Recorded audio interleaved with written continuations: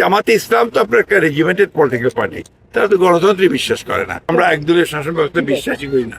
আমরাই একমাত্র দল যারা গণতন্ত্রের জন্য গত 50 বছর ধরে আমরা লড়াই করে আসছি, সংগ্রাম করেছি, প্রতিদিন প্রতি মুহূর্তে আমরা লড়াই করেছি। আমাদের নেতা শহীদ প্রেসিডেন্ট জিয়াউর রহমান বহুদলীয় গণতন্ত্র প্রতিষ্ঠা করেছিলেন। আমাদের নেতৃত্ব Begum Khaleda Zia parliamentary form of democracy করেছেন।